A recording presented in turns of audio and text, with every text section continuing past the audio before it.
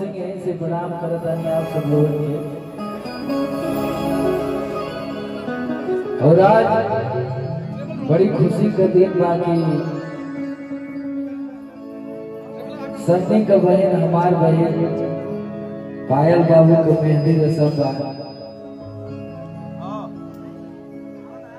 और आज हमार प्रोग्राम भी लगे बा इधर के नहीं भैया थोड़ा देर खातिर हम नहीं आई जरूर हम सन्नी से बोलने की नहीं आई बाबा।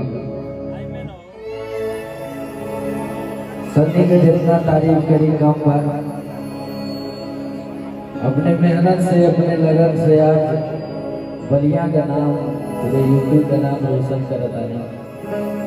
बहुत बहुत शुभकामना बा प्यारी बहन पायल के उज्जवल भविष्य के लिए महादेव उनके हमेशा खुश रखें स्वस्थ रखें। एक बार हमारे साथ जयकारा हो जाए आशीर्वाद के रूप में। एक बार बाबा विश्वनाथ की बाबा भीरभूनाथ की ओम नमः पार्वती पते।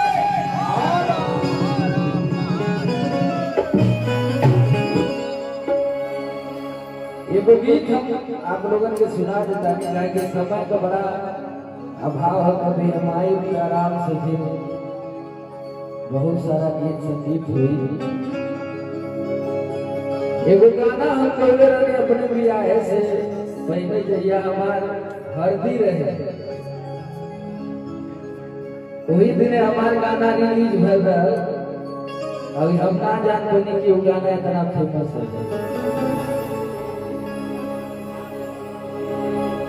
कैसे है बोलू बाबू? अरे की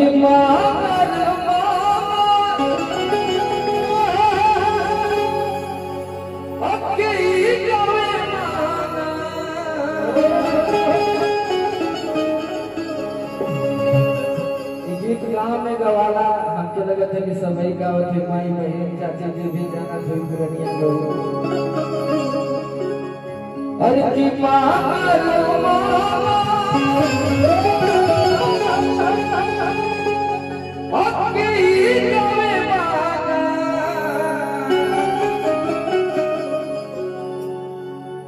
गीत पसंद आई तो एक बार मीठी मीठी ताली सबकर चाहब आशीर्वाद के रूप में बहन खातिर चलेंगे मेरे बाबू। हाँ अरे के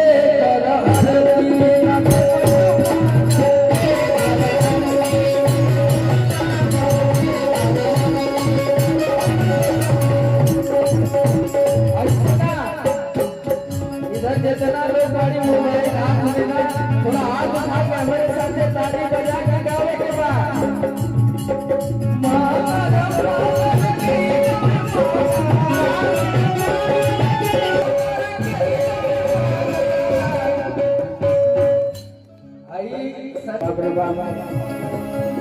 कुल के हमके जरूरत ना है कुल के हमारे बहन के जितना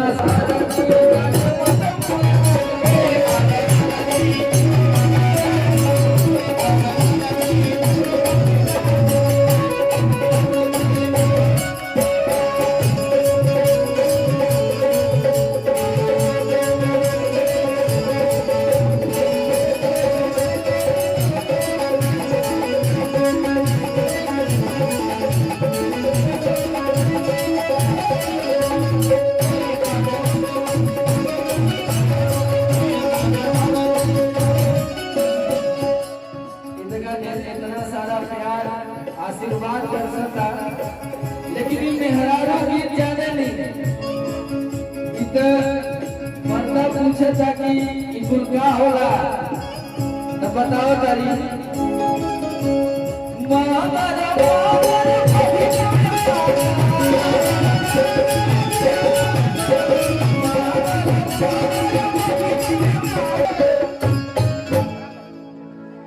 कि देवारू के हरती लागे वाटा देवारू के हरती लागे देवारू के हरती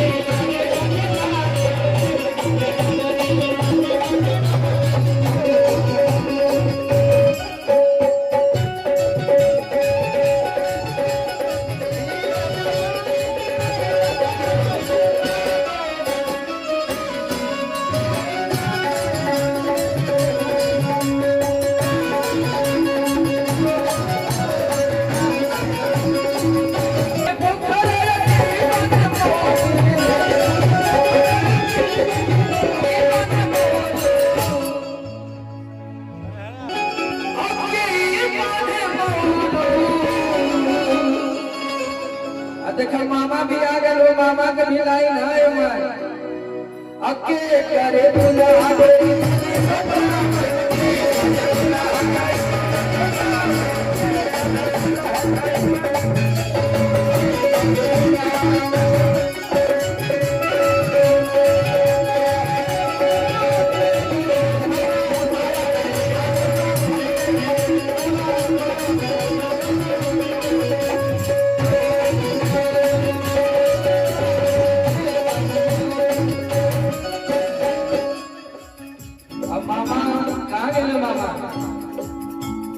मामा मामा तैयार है हम लोग, मामा हो गए, जीजा हो गए, बुआ खाते पोखरा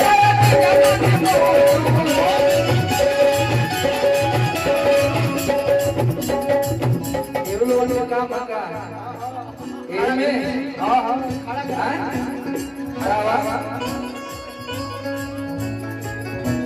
आप लोग आइए तब थोड़ा सा हमारे साथ भी हो जाए भाई का हल्दी हल्दी नाची ले क्या हो भैया बुआ का के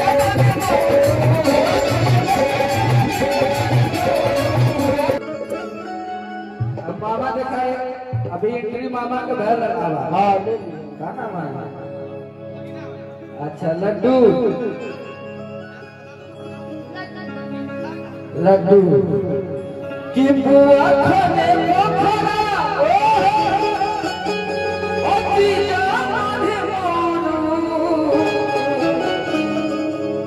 अब देखा इधर वो मामा ही है तो लोग है ठीक है ना अब मामा करे पूरा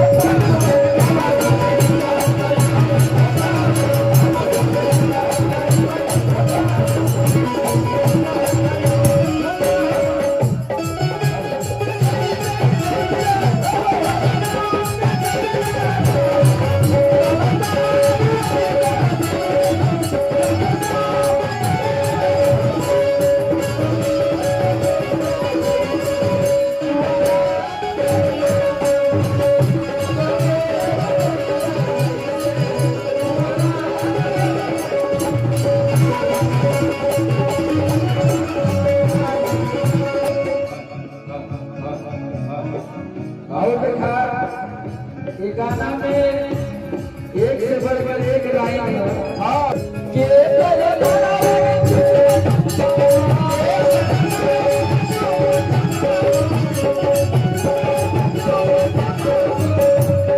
छोटा सा सारी